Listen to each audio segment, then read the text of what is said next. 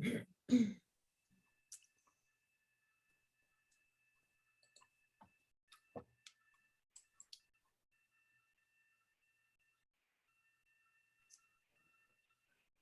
appreciate your joining us this afternoon and giving us this presentation, Father. No, you're welcome.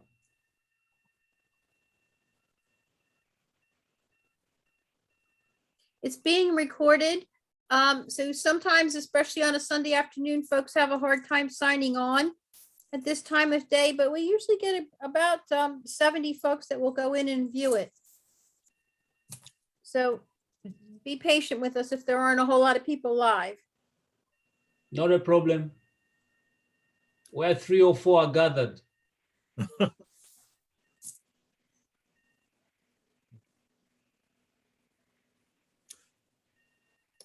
Kelly, can you see yourself on your screen? I can see myself, yes. You know, they're using, there's 2 computers here. That's what was confusing me. Oh, I can be okay. able to see myself now on this other computer. Okay, because you might want to shift a little bit so there'll be more light on you. It means, Basically just a silhouette at this point. I don't know which side will be better. Are you Well, able to? that's better, I think. Yeah, I know this place is not well lit, no?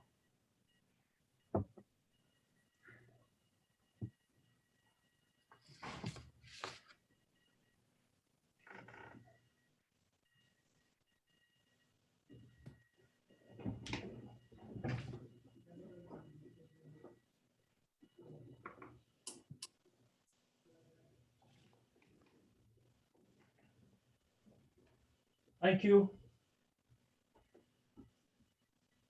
Well, it's 5 after, Father, so I guess we can begin anytime you're ready. Yeah, okay. So thank you very much. Just a little introduction. My name is Kelly Michelo. Some people think that I'm Irish or I'm Italian, but Irish, my first name Kelly is Irish, of course. So I normally say I'm 25% Irish, but Michelo actually is not Italian. It's a Zambian name. It means a fruit. Yeah. So I am from Zambia. I'm a Jesuit priest. This year I celebrate actually 25 years in the society. I was ordained in 2010. And I spent all these other years studying as a Jesuit. So at the moment, I'm pursuing I'm in a doctoral program at the University of Baltimore in policy studies. Some people wonder why is a priest doing policy rather than doing something that is different. You know, I'm doing policy because as Jesuits, we work in the social apostolate. So we want to find ways in terms of how we can help government and understand the policies that they are actually, you know, designing. Are they really meeting the needs of the people? And that's why I'm doing that. So now coming to our discussion today, especially the painting of the window on John Berchman's. I was asking myself when Father Brian, you know, McDonough asked me to be able to give a reflection, I was saying to myself, what will I say? This man lived only for 22 years. And then he was 6 years a Jesuit. Yeah, he's, you know, and I'm 25 years. But there's a lot we can learn, I think, you know, in those 22 years. So I'm going to be able to give a little background of John Buckman and then also make a reflection based on the window that we have. So John, you know, Berchman was born in Belgium in 1599. He was a son of a shoemaker and an eldest of the 5 children. You know, as mothers always know with their children, her mother knew that, you know, John Berchman wanted to become a priest when he was still very young. So, however, the family, they realized that they needed someone to help them in the factory so that, you know, John could support the family. As I said, the father was a shoemaker, so they needed somebody to continue working with the father and to continue helping them.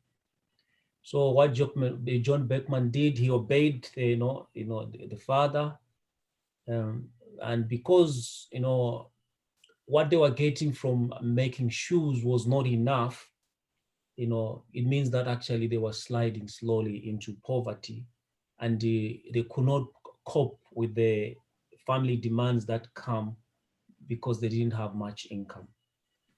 So what John Berchman did is that he decided that he was going to be able to go and work for a priest so that he could pay for his, to support his family, and also could be able to pay for his studies. As we'll notice that, at the age of, 15, he decided that he wanted to go to school. And then at the age of 17, he decided that he would join the Jesuit. So he died when he was 22 years of age. But there are just three things in his short life that I want us to, to help us reflect, especially in view of the glass, the window, painting that we have there. The first thing that we see when we look at the window, we see that, with a young man. There's a young man, the picture of a young man. You can see the first. He's a young John Buckman. He's not like somebody who's lived for longer life. He's a young man. And the first, reflection that we see on as a young man is the desire to study. As you already know, the Society of Jesus was founded at the university when St. Ignatius, St. Francis Xavier, and the first companion met when they were studying at the University of Paris. So here is the young man who is so brilliant, who is so moved, and who is actually, giving himself for the life of study. So when the Jesuits opened a college, he was one of the first to enroll in that particular college in Belgium. So he began attending the Jesuit school at the age of 16, and then entered the society, as I said, at the age of 17. After taking vows, John Berchman began studying philosophy in Rome. He's known to be a very hardworking and a virtuous student. So before he went to Rome, his father died. But as I said, he did very well in school. And he spent most of his time trying to be able to understand and to study. So there was this difficulty that was there. The father died, and then the mother had to be able to, put up and say this boy who is, joining, becoming a Jesuit. How did he handle that particular transition? Yeah. As he was studying, fully immersed in his studies, he developed a fever, a severe fever, and every day he grew weaker and weaker, and then he died at the age of 22. Yeah. In these few years, the 6 years, he showed that he's a young man who liked to study. Study not for himself, but study because he wanted to gain knowledge and to understand, how God is inviting him to serve people. So despite this, hard work, the time to study he put in, he worked so hard. It was said that actually, John Berchman's illness might have contributed, it must have actually, made it worse, because he didn't stop to study. He dedicated himself to continue to be able to study. Yeah. So he was preparing he worked very hard in preparing for his final exams. But, in all that particular time, the fever and illness didn't stop him to study. He continued to study. He didn't give up studying. He was a person who was looking forward all the time. And, this is what is taken of him. This whole thing of looking forward is what I'm going to reflect at the end of it all. He was looking forward for paradise. And here, there's a quotation that is accredited to him saying that God gives us the desire to learn and the desire to dedicate ourselves to studies. He was saying, educate yourself daily. Be a student, not a follower. And this is a very inspirational for young Jesuits, even for other people who began to be able to realize that actually, we don't study for ourselves, but we engage ourselves into this particular study so that actually we could be, students for life, and we continue to learn. And that's what we see. And as we see on the window, there's, the book of rules that he had there. Book of rules that he continued to be able to read and to be able to make those rules to become part of himself. Yeah. So that's the first thing we see with this man, a desire to study, very hard worker, and giving himself for study. The second thing that we learn from, St. John Berchman is actually he's known for purity. Yeah, he's a very pious young man. Yeah, he's very deep. We live in a world now where it's very difficult to be able to, young men and young women are wooed by different, things that we see that are actually distracting them. But he was a very focused and very pious man, young man. Yeah. And he's, there's one of these sayings that is known about him. He says, if I don't become a saint when I'm young, I'll never become one, he said. This was a very good mindset, because at the age of 22, John Berchman died with an illness that caused him to decline his health. But he didn't just say, look, no, I've not lived a longer life and whatever. No, he had already a connection with God. He had this connection, and he says, look, you can become a saint even in that particular younger age. Something that actually, is very admirable. Before he died, it is written, known that actually he pressed his heart. At his heart, he pressed a crucifix, which we see in the window, and a rosary, and as I already said, a book of the rules. And he said, these are my three treasures. With these, I shall gladly die. These are my three treasures. With these, I shall gladly die. This is the depth of, of the piousness we see in this, the purity we see in him. A crucifix, we already know a crucifix, reminding that Jesus died, he suffered, but also resurrected. It's a symbol of overcoming, challenges, overcoming even sickness. And this for him, when he put his in heart, he didn't fear death. He realized that actually, I'm with God. There's nothing that I can actually fear. And that's why he says, with all these three, I can gladly die. With the rosary, like her mother, I mean, I said the mother knew that actually John Berchman would become, would become a priest. But also John Berchman, credit to his mother, he had all this, strong connection with our Mother Mary. And that's why, the rosary is seen there. He put his rosary on his heart, giving himself to our Mother Mary. The same way with his own mother, how she sacrificed him and how she knew from the very beginning. And this is a very, very strong connection as I was thinking about this, reflecting on, on John Berchman's mother and our Mother Mary, a very strong connection. John Berchman's mother knew at a very early age that, this young man will become a priest. Our Mother Mary, this connection with Jesus, becomes, so I think, John Berchman just surrendered herself in the hands of our mother, and so that her mother could be able to actually embrace him. And this also resonates from, St. Ignatius in the spiritual exercises, where he has a strong faith, sense of our mother. And actually he entrusted the society of Jesus to our Mother Mary, that, she'll be able to carry us, even the times of challenges, the times when she'll be able to move with us. So a very strong, belief that, our Mother Mary is the one who's going to actually, embrace me.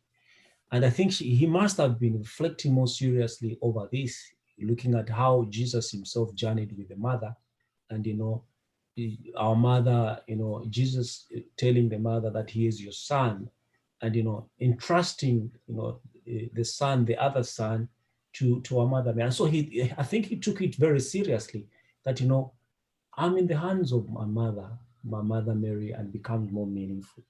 And that's why those three remained, that actually, the crucifix, the rosary, and the book of rules. The book of rules is to be interpreted in terms of, the rules of the Society of Jesus. But also I think, as I was thinking, it could be the Bible. As Christians, we all need this. We don't need to be Jewish. We need to have a crucifix near us. We need our Mother Mary.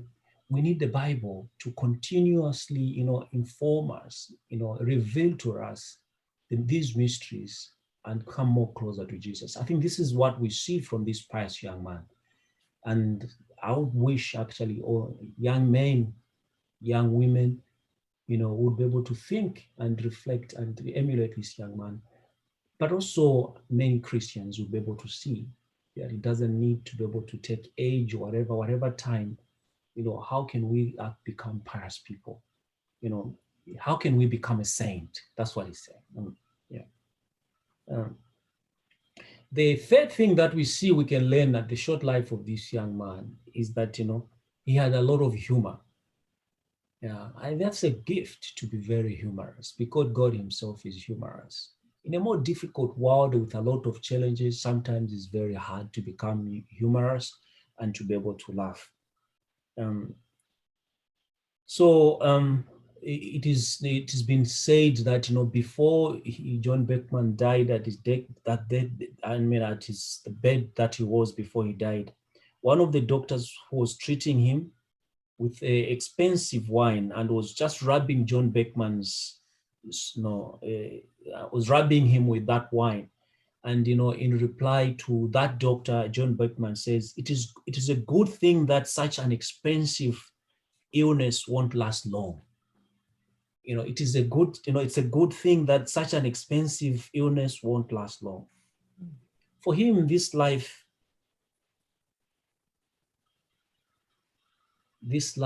as in God is made that, can be able to give ourselves. For him, he believed that this life is passing away. And we have to be able to live when we are able to live at that particular time. He saw this, that, he didn't want to be able to say, look, okay, no, I'm going to die, don't do the wine. But he made a joke. He was very humorous in terms of making the doctor, say, you're doing a good job, but, I don't fear death. This life is going to pass away, and we need humor in life. We become so serious because we have a lot of fear. And, and I think we're learning something from him in terms of, that we can sometimes laugh at some things that are happening to us in life. Yeah. And that way we can be able to, figure out how we can be able to become, better and embrace God, whether it's in sickness, whether it's in health, we can actually realize that God is with us. So just now, a very short reflection after listening to all these three things that I wanted to say about, this young man in his very short life, a very hardworking student, a very pious, he believed that God was with him and moved him, but also a very humorous person. And I want to give a reflection on what actually he emphasized in terms of looking forward, that, we don't have to we have all the time to look forward. Yeah. So John Berchman, as a young man, because he was so brilliant, he could actually have had a successful life, or maybe as a businessman, as a lawyer, or anybody else. All good things would have come his way. But when he placed himself in front of the Lord, he could not look back. When we place ourselves in front of the Lord in prayer,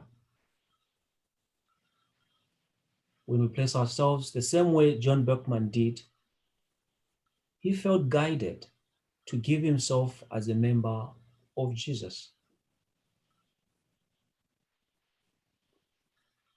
He opened up his heart to let God do whatever he wants to do with him? Are we not supposed to let our hearts open to God so that he can do whatever he wants us to do? Because he's calling us. So it might mean that, as young people, as older people, as Christians, we can become anything. We can become everything. We can become a teacher. We can become a spiritual, director. We can become anything. Whenever God calls us, calls you and me, there's a possibility to bring about the reign of God around. And that's what we see in John Berchman's. So as we prepare to meet God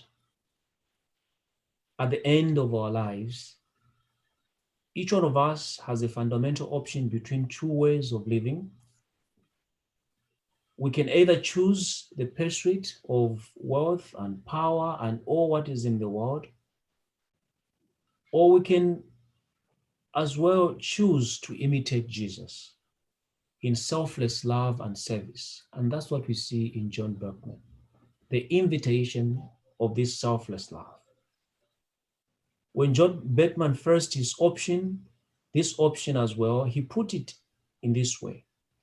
If one side a kingdom is offered to me, and the other side the washing of dishes, and he says, should I refuse the kingdom and accept the dishwashing?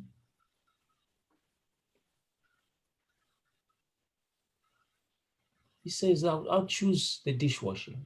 What he was trying to be able to say is, they say, look, to be like Christ who humbles himself. We live in a world impacted by the pandemic at the moment. No wonder we are able to communicate and share using this Zoom session. We are called, or we are invited to proclaim by our lives in the same way John Berchman did. We give ourselves in loving service for others, no matter how that looks like. Whether it's in teaching, whether it's in giving, whether we are business people, whether we are a Jesuit, or any what we do, we give ourselves. So like St. John Berchman's, we should approach everything with a lot of humor, because our God is a humorous God. The kingdom is cheerful. Is there something we look forward to every day? It's something that we look forward to every day when we wake up in the morning. The grace to look forward, to see another day, and to see how have we given our lives for the service of others. Despite the hostile environment, despite our challenges that we have every day, our invitation, like John Berchman's, is to be able to look forward to the service of our brothers and sisters, so that the day when we are called by the Lord, like John Berchman's, as we see it from the window paintings there, would carry our cross, our crucifix, would embrace ourselves and put ourselves before our Mother Mary and our Bible near us, and to say, Lord, I've lived and I've run my race. I can come back to you. So thank you very much. Father, I noticed in the stained glass window, in most of the others, I think the crucifix is facing out so that the corpus is, we view the corpus in the window, but in this one, it's facing towards him. Is there any significance to that? I think the significance, as I said, he placed it on his heart. So it is facing him because of the heart. As you can see, so it's because, when he died, it was facing his heart. So I think when they put this particular on the window, it has to face his heart. Okay, Yeah. that makes perfect sense. Yeah. Mm-hmm. I'll be back. Yeah.